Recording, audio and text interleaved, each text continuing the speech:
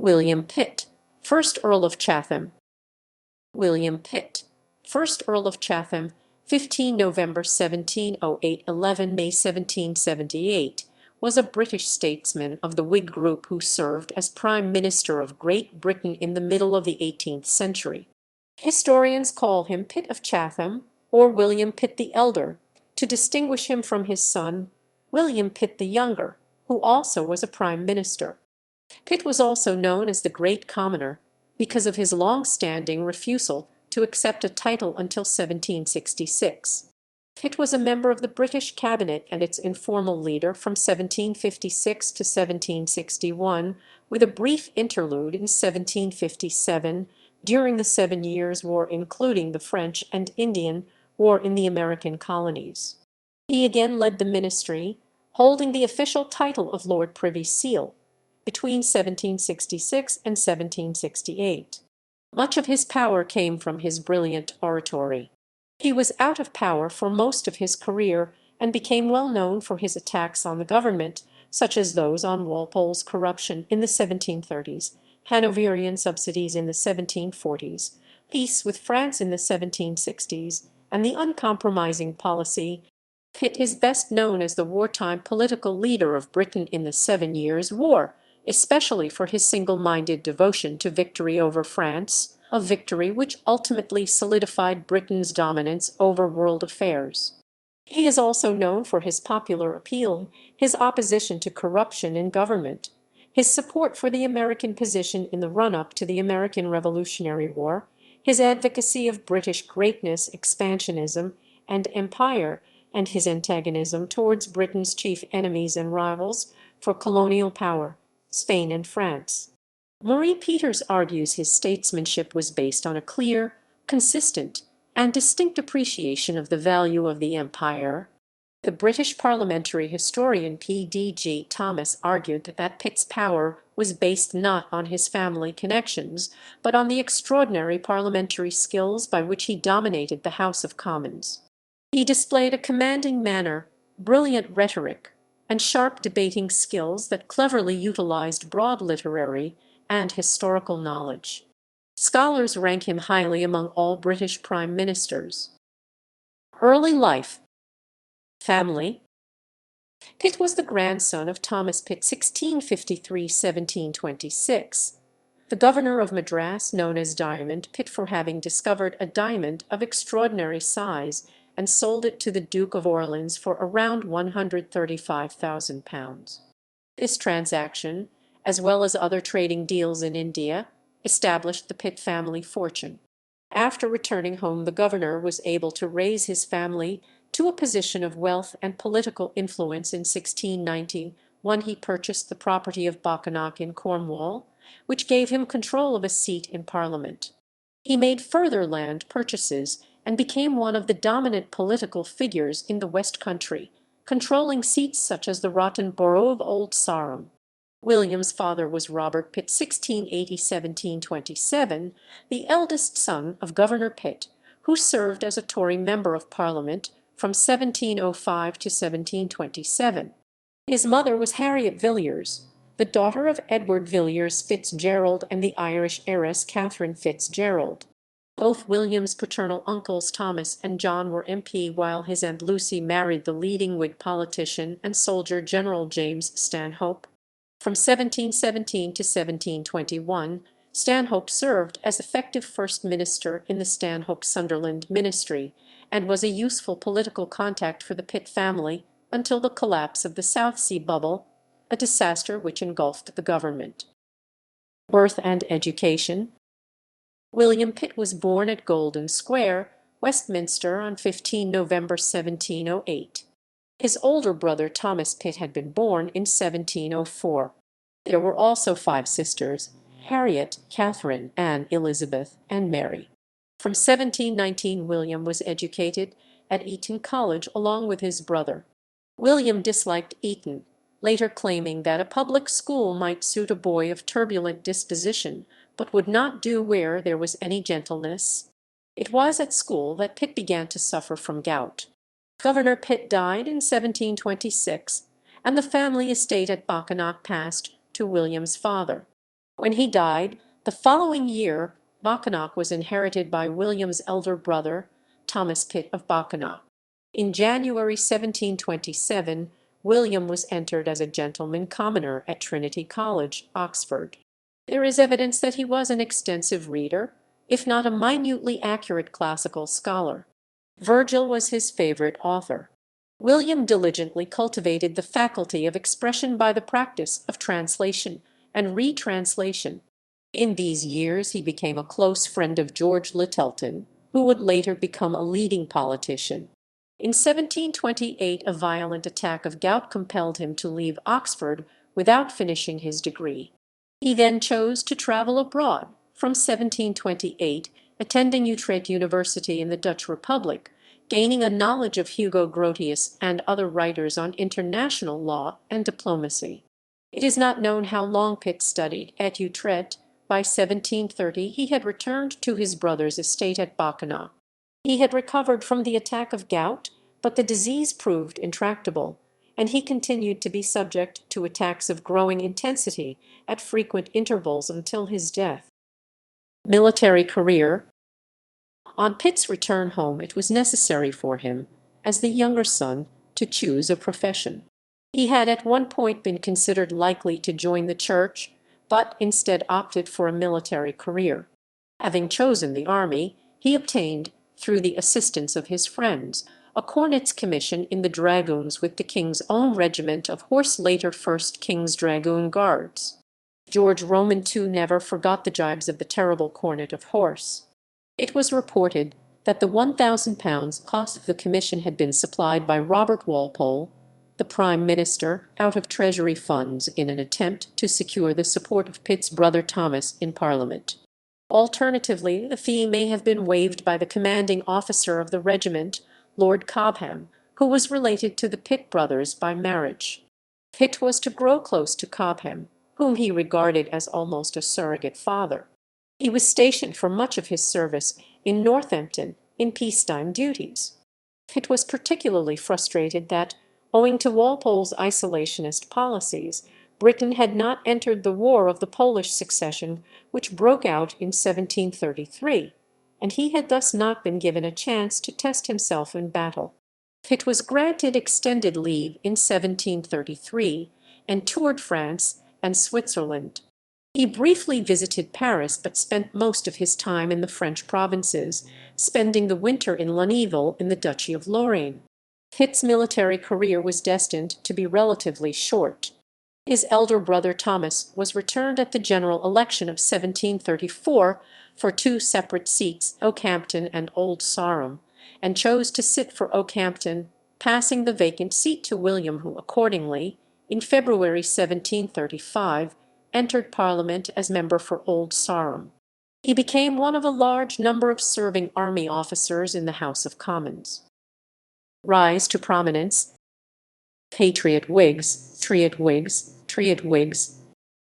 Pitt soon joined a faction of discontented Whigs known as the Patriots, who formed part of the opposition. The group commonly met at Stowe House, the country estate of Lord Cobham, who was a leader of the group.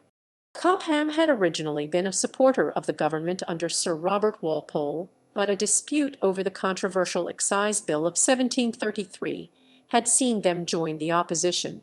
Pitt swiftly became one of the faction's most prominent members. Pitt's maiden speech in the Commons was delivered in April 1736, in the debate on the congratulatory address to George III on the marriage of his son Frederick, Prince of Wales. He used the occasion to pay compliments, and there was nothing striking in the speech as reported, but it helped to gain him the attention of the House when he later took part on debates on more partisan subjects. In particular, he attacked Britain's non-intervention in the ongoing European war, which he believed was in violation of the Treaty of Vienna and the terms of the Anglo-Austrian alliance. He became such a troublesome critic of the government that Walpole moved to punish him by arranging his dismissal from the army in 1736, along with several of his friends and political allies. This provoked a wave of hostility to Walpole, because many saw such an act as unconstitutional that members of Parliament, who were being dismissed for their freedom of speech in attacking the government, something protected by parliamentary privilege. None of the men had their commissions reinstated, however, and the incident brought an end to Pitt's military career. The loss of Pitt's commission was soon compensated. The heir to the throne, Frederick, Prince of Wales, was involved in a long-running dispute with his father, George III, and was the patron of the opposition. He appointed Pitt one of his grooms of the bedchamber as a reward. In this new position his hostility to the government did not in any degree relax, and his oratorical gifts were substantial. War, Spanish War, Hanover, Walpole and Newcastle were now giving the war in Europe a much higher priority than the colonial conflict with Spain in the Americas. Prussia and Austria went to war in 1740, with many other European states soon joining in. There was a fear that France would launch an invasion of Hanover, which was linked to Britain through the crown of George III. To avert this, Walpole and Newcastle decided to pay a large subsidy to both Austria and Hanover in order for them to raise troops and defend themselves. Pitt now launched an attack on such subsidies, playing to widespread anti-Hanoverian feelings in Britain. This boosted his popularity with the public, but earned him the lifelong hatred of the king, who was emotionally committed to Hanover, where he had spent the first 30 years of his life. In response to Pitt's attacks, the British government decided not to pay a direct subsidy to Hanover, but instead to pass the money indirectly through Austria, a move which was considered more politically acceptable. A sizable Anglo-German army was formed, which George IV himself led to victory at the Battle of Dettingen in 1743, reducing the immediate threat to Hanover. Fall of Walpole. Paymaster of the forces. Reluctantly, the king finally agreed to give Pitt a place in the government. Pitt had changed his stance on a number of issues to make himself more acceptable to George, most notably the heated issue of Hanoverian subsidies. To force the matter, the Pelham brothers had to resign on the question whether he should be admitted or not, and it was only after all other arrangements had proved impracticable that they were reinstated, with Pitt appointed as Vice-Treasurer of Ireland in February 1746. George continued to resent him, however. In May of the same year, Pitt was promoted to the more important and lucrative office of Paymaster General, which gave him a place in the Privy Council, though not in the cabinet. Here he had an opportunity of displaying his public spirit and integrity in a way that deeply impressed both the king and the country. It had been the usual practice of previous paymasters to appropriate to themselves the interest of all money lying in their hands by way of advance, and also to accept a commission of 1/2% on all foreign subsidies. Although there was no strong public sentiment against the practice, Pitt completely refused to profit by it. All advances were lodged by him in the Bank of England until required, and all subsidies were paid over without deduction, even though it was pressed upon him, so that he did not draw a shilling from his office beyond the salary legally attaching to it. Pitt ostentatiously made this clear to everyone, although he was in fact following what Henry Pelham had done when he had held the post between 1730 and 1743. This helped to establish Pitt's reputation with the British people for honesty and placing the interests of the nation before his own. The administration, formed in 1746, lasted without major changes until 1754. It would appear from his published correspondence that Pitt had a greater influence in shaping its policy than his comparatively subordinate position would in itself have entitled him to. His support for measures such as the Spanish Treaty and the Continental subsidies, which he had violently denounced when in opposition, was criticized by his enemies as an example of his political opportunism. Between 1746 and 1748, Pitt worked closely with Newcastle in formulating British military and diplomatic strategy. He shared with Newcastle a belief that Britain should continue to fight until it could receive generous peace terms, in contrast to some such as Henry Pelham, who favored an immediate peace. Pitt was personally saddened when his friend and brother, in-law Thomas Grenville was killed at the naval first battle of Cape Finisterre in 1747. However, this victory helped secure British supremacy of the sea, which gave the British a stronger negotiating position when it came to the peace talks that ended the war. At the Treaty of Aix-la-Chapelle in 1748, British colonial conquests were exchanged for a French withdrawal from Brussels. Many saw this as merely an armistice and awaited an imminent new war. Dispute with Newcastle. In 1754, Henry Pelham died suddenly and was succeeded as prime minister by his brother, the Duke of Newcastle. As Newcastle sat in the House of Lords, he required a leading politician to represent the government in the House of Commons. Pitt and Henry Fox were considered the two favourites for the position, but Newcastle instead rejected them both and turned to the less well-known figure of Sir Thomas Robinson, a career diplomat, to fill the post. It was widely believed that Newcastle had done this because he feared the ambitions of both Pitt and Fox and believed he would find it easier to dominate the inexperienced Robinson. Despite his disappointment, there was no immediate open breach. Pitt continued at his post, and at the general election which took place during the year he even accepted a nomination for the Duke's pocket borough of Aldborough. He had sat for Seaford since 1747. The government won a landslide, further strengthening its majority in Parliament. When Parliament met, however, he made no secret of his feelings. Ignoring Robinson, Pitt made frequent and vehement attacks on Newcastle himself, though still continued to serve as paymaster under him. From 1754, Britain was increasingly drawn into conflict with France during this period, despite Newcastle's wish to maintain the peace. The countries clashed in North America, where each had laid claim to the Ohio country. A British expedition under General Braddock had been dispatched and defeated in summer 1755, which caused a ratcheting up of tensions. Eager to prevent the war spreading to Europe, Newcastle now tried to conclude a series of treaties that would secure Britain allies through the payment of subsidies, which he hoped would discourage France from attacking Britain. Similar subsidies had been an issue of past disagreement, and they were widely attacked by patriot Whigs and Tories. As the government came under increasing attack, Newcastle replaced Robinson with Fox, who it was acknowledged carried more political weight and again slighted Pitt. Finally, in November 1755, Pitt was dismissed from office as paymaster, having spoken during a debate at great length against the new system of continental subsidies proposed by the government of which he was still a member. Fox retained his own place, and though the two men continued to be of the same party, and afterwards served again in the same government, there was henceforward a rivalry between them which makes the celebrated opposition of their sons, William Pitt the Younger and Charles James Fox, seem like an inherited quarrel. Pitt's relationship with the Duke slumped further in early 1756, when he alleged that Newcastle was deliberately leaving the island of Minorca ill-defended so that the French would seize it and Newcastle could use its loss to prove that Britain was not able to fight a war against France and sue for peace. When in June 1756 Minorca fell after a failed attempt by Admiral Byng to relieve it, Pitt's allegations fueled the public anger against Newcastle, leading him to be attacked by a mob in Greenwich.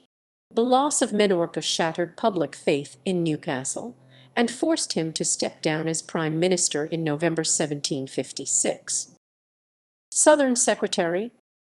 In December 1756, Pitt, who now sat for Okehampton, became Secretary of State for the Southern Department and leader of the House of Commons under the premiership of the Duke of Devonshire.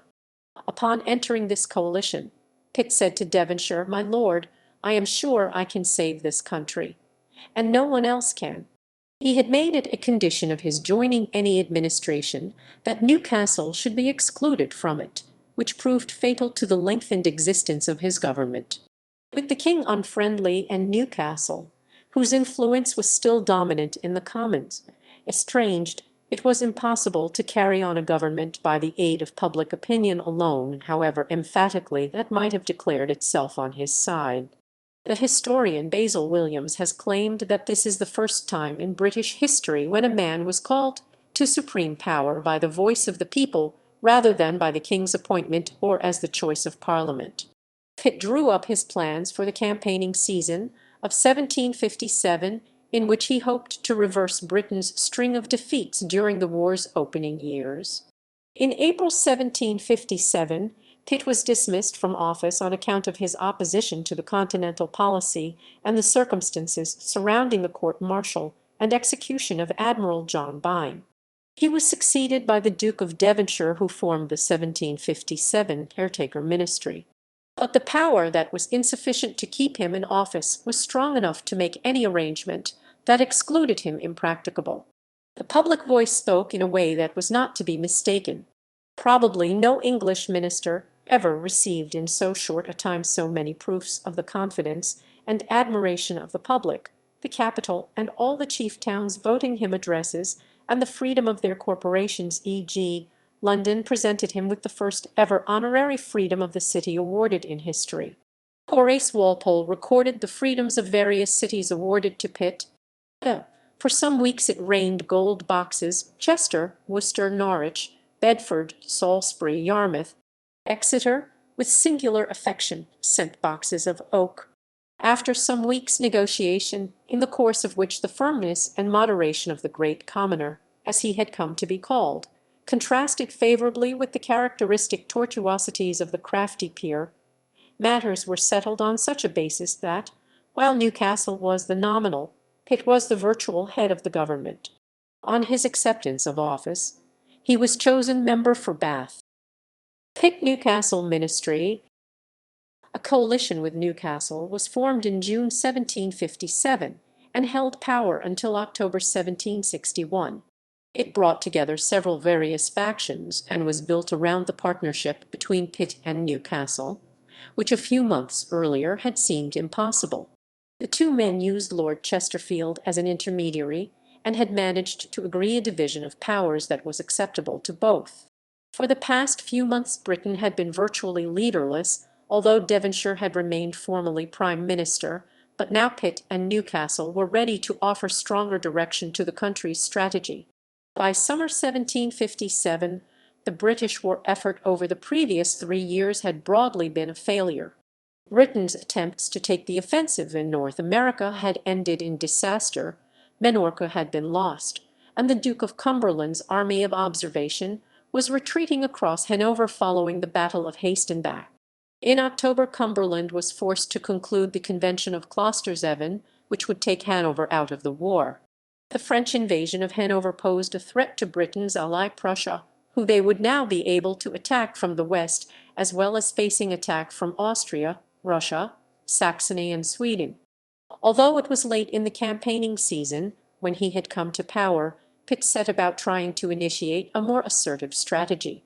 He conspired with a number of figures to persuade the Hanoverians to revoke the Klosterzeven Convention and re-enter the war on Britain's side, which they did in late 1757. He also put into practice a scheme of naval descents that would make amphibious landings on the French coast. The first of these, the raid on Rochefort, took place in September but was not a success. The centerpiece of the campaign in North America, an expedition to capture Louisbourg, was aborted due to the presence of a large French fleet and a gale that scattered the British fleet. War. 1758. In 1758, Pitt began to put into practice a new strategy to win the 7 Years' War, which would involve tying down large numbers of French troops and resources in Germany, while Britain used its naval supremacy to launch expeditions to capture French forces around the globe. Following the capture of Emden, he ordered the dispatch of the first British troops to the European continent under the Duke of Marlborough, who joined Brunswick's army. This was a dramatic reversal of his previous position, as he had recently been strongly opposed to any such commitment. Pitt had been lobbied by an American merchant, Thomas Cumming, to launch an expedition against the French trading settlements in West Africa. In April 1758, British forces captured the ill-defended fort of St. Louis in Senegal. The mission was so lucrative that Pitt sent out further expeditions to capture Goree and Gambia later in the year. He also drew up plans to attack French islands in the Caribbean the following year at the suggestion of a Jamaican sugar planter William Beckford. In North America, a second British attempt to capture Louisbourg succeeded. However, Pitt's pleasure over this was tempered by the subsequent news of a significant British defeat at the Battle of Carillon. Towards the end of the year, the Forbes expedition seized the site of Fort Duquesne and began constructing a British settlement that would become known as Pittsburgh. This gave the British control of the Ohio country, which had been the principal cause of the war. In Europe, Brunswick's forces enjoyed a mixed year. Brunswick had crossed the Rhine, but faced with being cut off he had retreated and blocked any potential French move towards Hanover with his victory at the Battle of Crefeld. The year ended with something approaching a stalemate in Germany. Pitt had continued his naval descents during 1758, but the first had enjoyed only limited success, and the second ended with near disaster at the Battle of St. Cast, and no further descents were planned. Instead, the troops and ships would be used as part of the coming expedition to the French West Indies. The scheme of amphibious raids was the only one of Pitt's policies during the war that was broadly a failure, although it did help briefly relieve pressure on the German front by tying down French troops on coastal protection service. Annus Mirabilis. In France, a new leader, the Duc de Choiseul, had recently come to power, and 1759 offered a duel between their rival strategies. Pitt intended to continue with his plan of tying down French forces in Germany while continuing the assault on France's colonies. Choiseul hoped to repel the attacks in the colonies while seeking total victory in Europe. Pitt's war around the world was largely successful. While a British invasion of Martinique failed, they captured Guadeloupe shortly afterwards. In India, a French attempt to capture Madras was repulsed. In North America, British troops closed in on France's Canadian heartland. A British force under James Wolfe moved up the St. Lawrence with the aim of capturing Quebec. After initially failing to penetrate the French defences at the Montmorency Falls, Wolfe later led his men to a victory to the west of the city, allowing the British forces to capture Quebec. Choiseul had pinned much of his hopes on a French invasion of Britain, which he hoped would knock Britain out of the war and make it surrender the colonies it had taken from France. Pitt had stripped the home islands of troops to send on his expeditions, leaving Britain guarded by poorly trained militia and giving an opportunity for the French if they could land in enough force. The French did build a large invasion force. However, the French naval defeats at Lagos and Quiberon Bay forced Choiseul to abandon the invasion plans. France's other great hope, Britain ended the year victorious in every theatre of operations in which it was engaged, with Pitt receiving the credit for this. 1760–61. Britain completed the conquest of Canada in 1760 by capturing Montreal, which effectively brought the war to an end on mainland North America. Pitt's power had now reached its peak, but was soon under threat. The domestic political situation was altered dramatically when George Roman II died in October 1760. He was succeeded by his grandson, George Roman III, who had once considered Pitt an ally but had become angered by Pitt's alliance with Newcastle and acceptance of the need for British intervention in Germany, which George was strongly opposed to. The new king successfully lobbied for his favourite Lord Bute to be given the post of Northern Secretary. Bute was inclined to support a withdrawal from Germany and to fight the war with France largely at sea and in the colonies. Pitt's plan for an expedition to capture Belle Isle was put into force in April 1761, and it was captured after a siege. This provided yet a further blow to French prestige, as it was the first part of metropolitan France to be occupied. Pitt now expected France to offer terms, although he was prepared for a longer war if necessary. Envoys were exchanged, but neither side could reach an agreement. Pitt's refusal to grant the French a share in Newfoundland proved the biggest obstacle to peace, as Pitt declared he would rather lose the use of his right arm than give the French a share there. Newfoundland was at the time seen as possessing huge economic and strategic value because of the extensive fishing industry there. The war in Germany continued through 1761, with the French again attempting to overcome Brunswick and invade Hanover, but suffering a defeat at the Battle of Villingshausen. Pitt had substantially increased the number of British troops serving with Brunswick, and he also planned further conquests in the West Indies, a strategy he hoped would compel the French to conclude a reasonable peace treaty. Treaty of Paris. To the preliminaries of the peace concluded in February 1763, he offered an indignant resistance, considering the terms quite inadequate to the successes that had been gained by the country.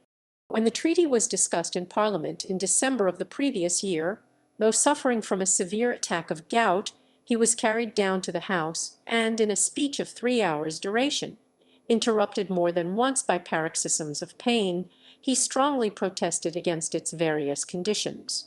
These conditions included the return of the Sugar Islands, but Britain retained Dominica, trading stations in West Africa won by Boscawen, Pondicherry, France's Indian colony, and fishing rights in Newfoundland. Pitt's opposition arose through two heads. France had been given the means to become once more formidable at sea, whilst Frederick of Prussia had been betrayed. Pitt believed that the task had been left half finished and called for a final year of war which would crush French power for good. Pitt had long held plans for further conquests which had been uncompleted. Newcastle, by contrast, sought peace, but only if the war in Germany could be brought to an honourable and satisfactory conclusion rather than Britain suddenly bailing out of it as Bute proposed. However, the combined opposition of Newcastle and Pitt was not enough to prevent the treaty passing comfortably in both Houses of Parliament. However, there were strong reasons for concluding the peace. The national debt had increased from £74 5 in 1755 to £133 5 in 1763, the year of the peace. The requirement to pay down this debt and the lack of French threat in Canada were major movers in the subsequent American War of Independence. The physical cause which rendered this effort so painful probably accounts for the infrequency of his appearances in Parliament, as well as for much that is otherwise inexplicable in his subsequent conduct. In 1763 he spoke against the unpopular tax on cider imposed by his brother-in-law, George Grenville, and his opposition, though unsuccessful in the House, helped to keep alive his popularity with the country, which cordially hated the excise and all connected with it. When next year the question of general warrants was raised in connection with the case of John Wilkes, Pitt vigorously maintained their illegality, thus defending at once the privileges of Parliament and the freedom of the press. During 1765 he seems to have been totally incapacitated for public business. In the following year he supported with great power the proposal of the Rockingham administration for the repeal of the American Stamp Act, arguing that it was unconstitutional to impose taxes upon the colonies. He thus endorsed the contention of the colonists on the ground of principle, while the majority of those who acted with him contented themselves with resisting the disastrous taxation scheme on the ground of expediency.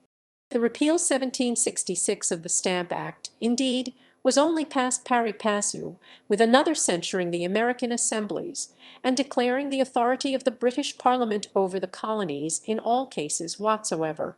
Thus the House of Commons repudiated in the most formal manner the principle Pitt laid down. His language in approval of the resistance of the colonists was unusually bold, and perhaps no one but himself could have employed it with impunity at a time when the freedom of debate was only imperfectly conceded. Pitt had not been long out of office when he was solicited to return to it, and the solicitations were more than once renewed. Unsuccessful overtures were made to him in 1763 and twice in 1765. In May and June, the negotiator, in May being the king's uncle, the Duke of Cumberland, who went down in person to Hayes, Pitt's seat in Kent. It is known that he had the opportunity of joining the Marquess of Rockingham's short-lived administration at any time on his own terms, and his conduct in declining an arrangement with that minister has been more generally condemned Leadership. The London Magazine of 1767 offered Pitt, Pompadour, Prussia, Providence as the reasons for Britain's success in the 7 Years' War. Pitt's relation to all three was such as to entitle him to a large share in the credit of their deeds. He inspired trust in his chosen commanders by his indifference to rules of seniority. Several of Pitt's boys, like Keppel, captor of Goree, were in their 30s, and by his clear orders. It was his discernment that selected Wolfe to lead the attack on Quebec, and gave him the opportunity of dying a victor on the Heights of Abraham. He had personally less to do with the successes in India than with the other great enterprises that shed an undying lustre on his administration. But his generous praise in Parliament encouraged Robert Clive, and the forces that acted at the close of the struggle were animated by his indomitable spirit. Pitt's particular genius was to finance an army on the continent to drain French men and resources so that Britain might concentrate on what he held to be the vital spheres, Canada and the West Indies, whilst Clive successfully defeated Siraj ud Dowlah, the last independent Nawab of Bengal, at Plassey 1757, securing India. The continental campaign was carried on by Cumberland, defeated at Hastenbeck and forced to surrender at Convention of Closter's-Evans 1757, and thereafter by Ferdinand of Brunswick, later victor at Minden. Britain's continental campaign had two major strands: firstly, subsidizing allies, particularly Frederick the Great, and second, financing an Pitt, real imperialist in modern English history, was the directing mind in the expansion of his country, and with him the beginning of empire is rightly associated. The 7 Years' War might well, moreover, have been another 30 Years' War if Pitt had not furnished Frederick with an annual subsidy of £700,000, and in addition relieved him of the task of defending Western Germany against France. This was the policy that allowed Pitt to boast of having won Canada on the banks of the Rhine. Contemporary opinion was, of course, incompetent to estimate the permanent results gained for the country by the brilliant foreign policy of Pitt. It has long been generally agreed that by several of his most costly expeditions nothing was really won but glory. The policy of diversionary attacks on places like Rochefort was memorably described as breaking windows with gold guineas. It has even been said that the only permanent acquisition that England owed directly to him was her Canadian dominion, and, strictly speaking, this is true, it being admitted that the campaign by which the Indian Empire was virtually won was not planned by him, though brought to a successful issue during his ministry. But material aggrandizement, though the only tangible, was not the only real or lasting effect of a war policy. More could be gained by crushing a formidable rival than by conquering a province. The loss of her Canadian possessions was only one of a series of disasters suffered by France, which included the victories at sea of Boscawen at Lagos and Hawke at Quiberon Bay. Such defeats radically affected the future of Europe and the world. Deprived of her most valuable colonies both in the East and in the West, and thoroughly defeated on the continent, France's humiliation was the beginning of a new epoch in history. The victorious policy of Pitt destroyed the military prestige which repeated experience has shown to be in France, as in no other country, the very life of monarchy, and thus was not the least of the influences that slowly brought about the French Revolution. It effectually deprived France of the lead in the councils of Europe, which she had hitherto arrogated to herself, and so affected the whole course of continental politics. It is such far-reaching results as these, and not the mere acquisition of a single colony, however valuable, that constitute Pitt's claim to be considered as the most powerful minister that ever guided the foreign policy of England. Resignation. George Roman II died on 25 October 1760, and was succeeded by his grandson, George III. The new king was inclined to view politics in personal terms, and taught to believe that Pitt had the blackest of hearts. The new king had councillors of his own, led by Lord Bute. Bute soon joined the cabinet as a northern secretary in Pitt, and he were quickly in dispute over a number of issues. In 1761 Pitt had received information from his agents about a secret Bourbon family compact by which the Bourbons of France and Spain bound themselves in an offensive alliance against Britain. Spain was concerned that Britain's victories over France had left them too powerful, and were a threat in the long term to Spain's own empire. Equally, they may have believed that the British had become overstretched by fighting a global war and decided to try to seize British possessions, such as Jamaica. A secret convention pledged that if Britain and France were still at war by 1 May 1762, Spain would enter the war on the French side. Pitt urged that such a clear threat should be met by a preemptive strike against Spain's navy and her colonies, with emphasis on speed to prevent Spain bringing the annual Manila galleon safely to harbor. Bute and Newcastle refused to support such a move, as did the entire cabinet except Temple, believing it would make Britain look the aggressor against Spain, potentially provoking other neutral nations to declare war on Britain.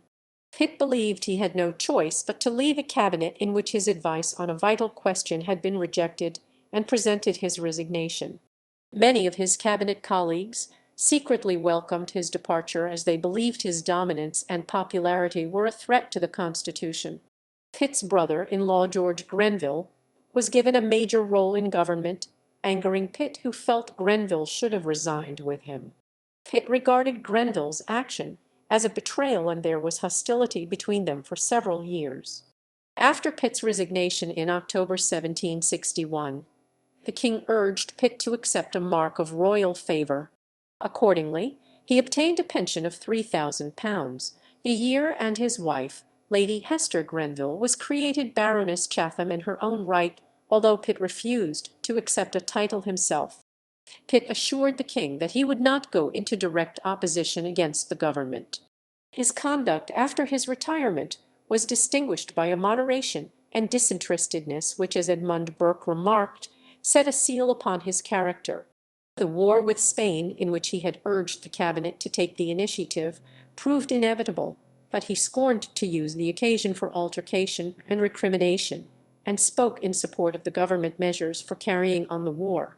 20 years after he had received a similar windfall from the Marlborough legacy, Sir William Pitt, B.T., a Somerset baronet to whom he was personally quite unknown, left him his entire estate, worth about £3,000 a year, in testimony of approval of his political career. The Chatham Ministry. In July 1766 Rockingham was dismissed, and Pitt was entrusted by the king with the task of forming a government entirely of his own selection. His principal measures, not men, appealed to the king, whom he proposed to serve by destroying all party distinctions. Pitt made appointments based not on connections but on merit, such as Charles Townshend to the Exchequer and Shelburne as Secretary of State to order American affairs. Pitt chose for himself the office of Lord Privy Seal, which required his elevation to the House of Lords, and on 4 August he became Earl of Chatham in the county of Kent and Viscount Pitt of Burton-Pynsent in the county of Somerset. Pitt's decision to accept a peerage was likely influenced by his declining health and desire for a less demanding role, but the great commoner lost a great deal of public support. For example, in view of his probable accession to power, preparations were made in the City of London for a banquet and a general illumination to celebrate the event, but the celebration was at once countermanded when it was known that he had become Earl of Chatham. Edmund Burke described the administration as checkered and speckled, and spoke of it as patriots and courtiers, king's friends and republicans, Whigs and Tories. Indeed, a very curious show, but utterly unsafe to touch and unsure to stand on.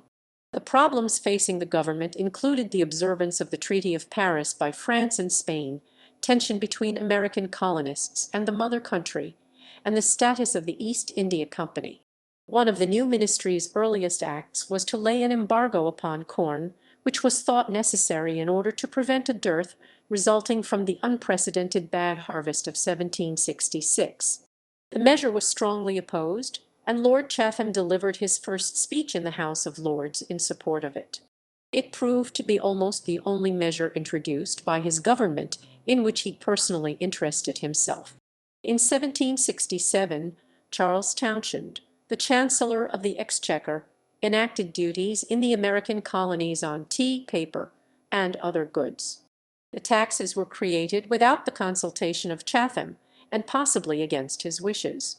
They proved offensive to the American colonists. Chatham's attention had been directed to the growing importance of the affairs of India, and there is evidence in his correspondence that he was meditating a comprehensive scheme for transferring much of the power of the East India Company to the Crown. Yet he was incapacitated physically and mentally during nearly his entire tenure of office. Chatham rarely saw any of his colleagues, though they repeatedly and urgently pressed for interviews with him, and even an offer from the king to visit him in person was respectfully declined. While his gout seemed to improve, he was newly afflicted with mental alienation bordering on insanity. Chatham's lack of leadership resulted in an incohesive set of policies. Chatham dismissed his allies Amherst and Shelburne from their posts, and then in October 1768 he tendered his own resignation on the grounds of poor health, leaving the leadership to Grafton, his first Lord of the Treasury.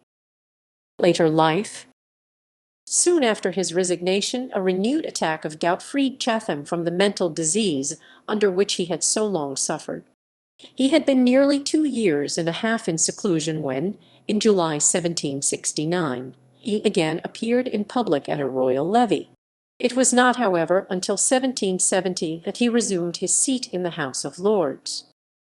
Falklands Crisis. The same year when Britain and Spain became involved in the Falklands Crisis and came close to war, Pitt was a staunch advocate of taking a tough stance with Madrid and Paris, as he had been during the earlier Corsican crisis when France had invaded Corsica, and made a number of speeches on the subject rousing public opinion. The government of Lord North was pushed into taking a firmer line because of this, mobilizing the navy and forcing Spain to back down. Some had even believed that the issue was enough to cast North from office and restore Pitt as prime minister, although the ultimate result was to strengthen the position of North, who took credit for his firm handling of the crisis and was North would go on to dominate politics for the next decade, leading the country until 1782. War of American Independence. Chatham sought to find a compromise on the escalating conflict with the American colonies. As he realized the gravity of the American situation, Chatham re-entered the fray, declaring that he would be in earnest for the public and a scarecrow of violence to the gentler warblers of the grove. His position changed from an obsession in 1774 with the question of the authority of Parliament to a search for a formula for conciliation in 1775. He proposed the Provisional Act that would both maintain the ultimate authority of parliamentary sovereignty while meeting the colonial demands. The Lords defeated his proposal on 1 February 1775. Chatham's warnings regarding America were ignored. His brave efforts to present his case passionate, deeply pondered for the concession of fundamental liberties, no taxation, without consent, independent judges, trial by jury, along with the recognition of the American Continental Congress founded on the arrogance and complacency of his peers. After war had broken out, he warned that America could not be conquered. Due to his stance, it was very popular amongst the American colonists. This high esteem approached to idolatry, according to historian Clinton Rossiter. In the last decade of the colonial period, the ideal of the man of public virtue was made real in the person of William Pitt. The cult of this noblest of Whigs, the genius of England, and the comet of his age was well advanced toward idolatry at least 5 years before the Stamp Act. The greatest of the great men of England, the last and noblest of the Romans, was considered the embodiment of virtue, wisdom, patriotism, liberty, and temperance. Temperance, perance, and temperance, perance, perance, perance, and perance, and perance, perance, and perance. Pitt, glorious and immortal, the guardian of America, was the idol of the colonies. The colonies, the of the colonies, the colonies, the colonies, the colonies, minis, the colonies, the colonies, the colonies, the colonies, the colonies, the colonies, colonies, a son of liberty in Bristol County, Massachusetts, paid him the ultimate tribute of identification with English liberty. Our toast in general is Magna Charta, the British Constitution, Pitt and liberty forever. Death. Pitt had now almost no personal following, mainly owing to the grave mistake he had made in not forming an alliance with the Rockingham party, but his eloquence was as powerful as ever, and all its power was directed against the government policy in the contest with America, which had become the question of all-absorbing interest. His last appearance in the House of Lords was on 7 April 1778, on the occasion of the Duke of Richmond's motion for an address praying the king to conclude peace with America on any terms. In view of the hostile demonstrations of France, the various parties had come generally to see the necessity of such a measure, but Chatham could not brook the thought of a step which implied submission to the natural enemy whom it had been the main, and he declaimed for a considerable time, though with diminished vigour, against the motion. After the Duke of Richmond had replied, he rose again excitedly as if to speak, pressed his hand upon his breast, and fell down in a fit. His last words before he collapsed were, "My lords, any state is better than despair. If we must fall, let us fall like men." James Harris M.P., however, recorded that Lord Nugent had told him that Chatham's last words in the Lords were, "If the Americans defend independence, they shall find me in their way," and that his very last words spoken to his soldier son John were, "Leave your dying father, and go to the defence of your country." He was moved to his home at Hayes, where his middle son William read to him Homer's passage about the death of Hector. Chatham died on 11 May 1778, aged 69. Although he was initially buried at Hayes, with graceful unanimity all parties combined to show their sense of the national loss, and the Commons presented an address to the king praying that the deceased statesman might be buried with the honours of a public funeral. A sum was voted for a public monument, which was erected over a new grave in Westminster Abbey. In the Guildhall Edmund Burke's inscription summed up what he had meant to the city. He was the minister by whom commerce was united with and made to flourish by war. Soon after the funeral a bill was passed bestowing a pension of £4,000 a year on his successors in the earldom. He had a family of 3 sons and 2 daughters, of whom the second son, William, was destined to add fresh lustre to a name that many regarded as one of the greatest in the history of England. Legacy. Horace Walpole, not an uncritical admirer, wrote of Pitt, "It were ingratitude to him to say that he did not give such a reverberation to our stagnating counsels as exceedingly altered the appearance of our fortune. He warded off the evil hour that seemed approaching. He infused vigour into our arms. He taught the nation to speak again as England used to speak to foreign powers, as powers, the powers, the powers, the powers, powers, and powers, and powers, and powers." Pitt, on entering upon administration, had found the nation at the lowest ebb in point of power and reputation. Nation to reputation, meditation, meditation, meditation, meditation, meditation, meditation, meditation.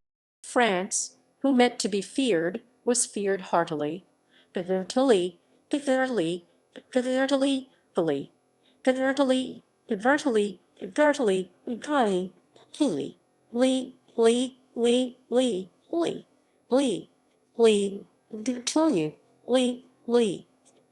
They were willing to trust that France would be so good as to ruin us by inches. Pitt had roused us from this ignoble lethargy. The noble lethargy.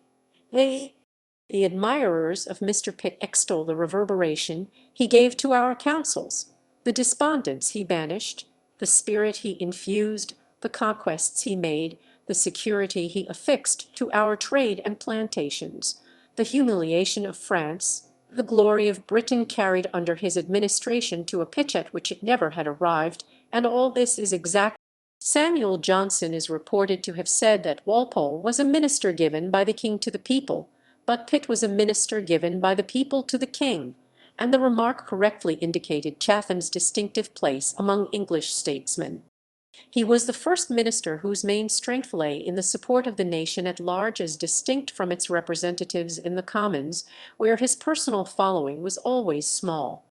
He was the first to discern that public opinion, though generally slow to form and slow to act, is in the end the paramount power in the state, and he was the first to use it not in an emergency merely, but throughout a whole political career. Chatham marked the commencement of that vast change in the movement of English politics by which it came about that the sentiment of the great mass of the people then told effectively on the action of the government from day to day, almost from ham on heaven no everything and heaven. He was well fitted to secure the sympathy and admiration of his countrymen, for his virtues and his failings were alike English. He was often inconsistent, he was generally intractable and overbearing, and he was always pompous and affected to a degree which, as Macaulay remarked, seemed scarcely compatible with true greatness. Of the last quality evidence was furnished in the stilted style of his letters, and in the fact recorded by Thomas Seward that he never permitted his under-secretaries to sit in his presence. Burke spoke of some significant, pompous, creeping, explanatory, ambiguous matter, in the true Chathamic style. But these defects were known only to the inner circle of his associates.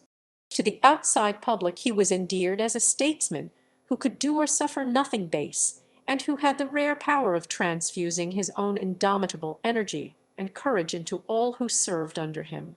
A spirited foreign policy has always been popular in England, and Pitt was the most popular of English ministers because he was the most successful exponent of such a policy.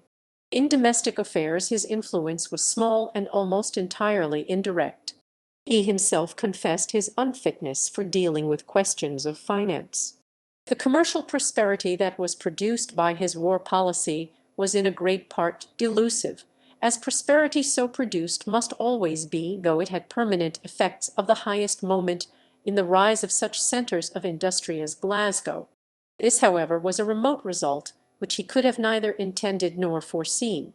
It has been suggested that Pitt was in fact a far more orthodox Whig than has been historically portrayed, demonstrated by his sitting for rotten borough seats controlled by aristocratic magnates, and his lifelong concern for protecting the balance of power on the European continent, which marked him out from many other patriots. Historians have described Pitt as the greatest British statesman of the 18th century. He is immortalized in St. Stephen's Hall, where he and other notable parliamentarians look on at visitors to Parliament. The American city of Pittsburgh, originally Fort Duquesne, was renamed for Pitt after it was captured from the French during the 7 Years' War. Family and personal life. Pitt married Lady Hester Grenville 1720–1803, daughter of the first Countess Temple, on 16 November 1754 at her home in Argyle Street, London. They had 5 children. Lady Hester Pitt, 19 October 1755 – 20 July 1780, who married Viscount Mahon, later the 3rd Earl Stanhope, on 19 December 1774. 3 children, including the traveller and Arabist Lady Hester Stanhope. John Pitt, 2nd Earl of Chatham 1756–1835, who married the Honourable Mary Townshend, no issue. Lady Harriet Pitt 18 April 1758–1786, who married the Honourable Edward James Elliot, oldest son of the first Baron Elliot, in 1785, 1 child. Honourable William Pitt the Younger 28 May 1759 – 23 January 1806, who also served as Prime Minister, never married. Honourable James Charles Pitt 24 April 1761 – 13 November 1780, Royal Navy officer, and died in Antigua, never married. Cultural references. There have been at least 2 Royal Navy ships that bore the name HMS Pitt. Places named after William Pitt. References in popular culture. Pitt is referred to in The Simpsons episode Homer at the Bat, where Barney and guest star Wade Boggs get into a bar fight after a heated debate over the subject of who was England's greatest prime minister. Boggs claims Pitt the Elder was the greatest prime minister to Barney's Lord Palmerston, causing Barney to punch Boggs in the face, knocking him unconscious. Pitt is briefly derided but does not appear in the Blackadder the third episode Dish and Dishonesty. Blackadder states that he is about as effective as a cat flap in an elephant house. In The Two Georges by Harry Turtledove, William Pitt was the prime minister during a period of political tension between Great Britain and its North American colonies. He played a significant role in easing those tensions and ensuring the colonists remained content British subjects. He was also one of the historical figures in Thomas Gainsborough's painting The Two Georges. In 1770, Lawrence Sterne dedicated his masterpiece, The Life and Opinions of Tristram Shandy, Gentleman, to the RT Honourable Mr. Pitt. In 1790, Scotland's bard, the poet Robert Burns, referred to Pitt in his Scots language poem, Lines to a Gentleman, which Burns composed in response to being sent a newspaper, which the gentleman's sender offered to continue providing free of charge. The poet's satirical summary of events makes clear that he has no interest in the reports contained in the newspaper. The poem's section on events in Parliament, which refers to Pitt as Chatham Will, is as follows.